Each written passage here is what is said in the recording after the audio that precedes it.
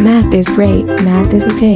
You will need in life every day. From pandas to functions, to fractions, to formulas. You will need in life every day. We need math. Hey yo, D Nice back at it again. And it's Aaron back. We're here to tell you about the first standard of mathematical practice, which is making sense of problems and persevering in solving them. To do this, you need to look for key entry points in the problem, like what to do and how can you go about solving the problem. You should plan a pathway for a solution rather than jumping into the problem and not knowing what you're doing. Okay, so a good example of this would be a student using multiple methods to persevere through a problem. A bad example would be the student not thinking outside of the box in order to achieve an answer. This is Aaron. And D Nice. And we came at the last ending part to tell you We love math.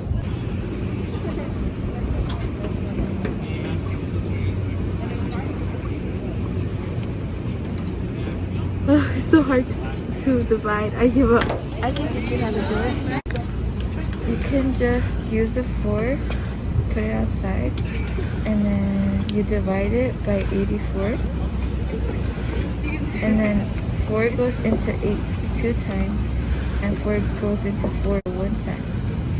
And then you get 21. Okay, multiplying 21 with 4. 4 multiplied by 1 is 4, and 2 multiplied by 4 is 8. Wow, that's so easy. We love math. Do you know how to do this? Oh yeah, okay. So first you're going to just shoot this into that, and whenever you do that, you're just going to put it down here and then add it at the end, and that'll be it. Okay. Do you know how to do this? It's easy math. How do you not know how to do it? We're in stats and prob. Oh, okay.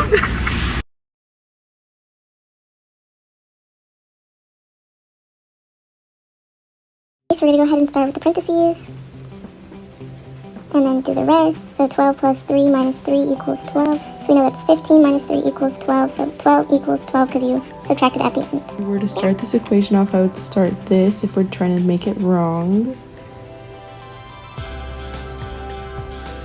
And then do this part. And then this. So 0. So that would equal 6, and then that equals 12. Obviously, that does not work. I love math because I can say I love you in a math equation, and let me show you how. The way that I got the math equation to say I love you was just by erasing the top portion of it, and then if you look at it from a higher point of view, you can see that it says I love you. My name is Max, and today I'm going to be showing you guys how to use math tools correctly and what not to do incorrectly. First example, we got a yardstick, also known as a ruler. To use this is always to make sure you have it lined up with whatever you're using, maybe on paper or just out in the real world. Incorrect ways to do this is always make sure you check which side of the ruler you're using, so you know if you're either measuring in inches or centimeters. Example number 2, calculator. Make sure it's always on and in the correct mode. Most correct modes throughout high school recommend to use digital. Anything beyond that is just more advanced. And yeah, I love math.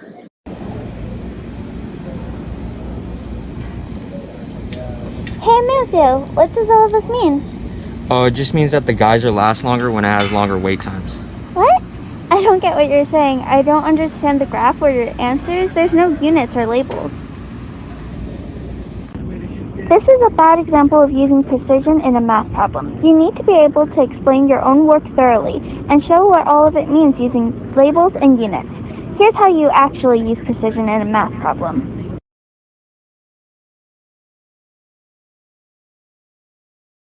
That's more like it. The graph has labels and units, and the answers have units as well. See, this is why I love math so much. It teaches you how to explain your own work and accurately answer problems that involve mathematics in the real world. Math is so essential to society's progress as a whole. It's very important to know how to solve for a math problem by identifying what kind of pattern or structure it has. Example of this would be 7 times 8 equals 56 and 7 times 5 plus 7 times 3. Both of them equal 56. Overall, making use of what kind of pattern or structure a math has is very useful. Something that is not an example of looking for and making use of a math problem structure is not solving it completely. Some will miss a pattern that two equations may have, and it will come out to the wrong answer. We love math, it's very useful. Hi guys, I'm Michael, and I came here to tell you guys that standard mathematical practice number 8 is look for and express regularity in repeated reasoning, and we'll show you some examples of that with some shapes and fractions. Hi, my name is Micah. So our first example is with numbers and fraction. Right here, what do you notice? Right, the numerator are bigger than the denominator.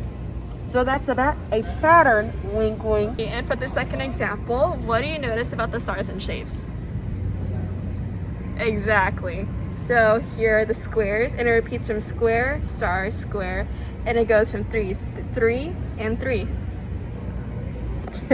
And because of all these patterns, I love math.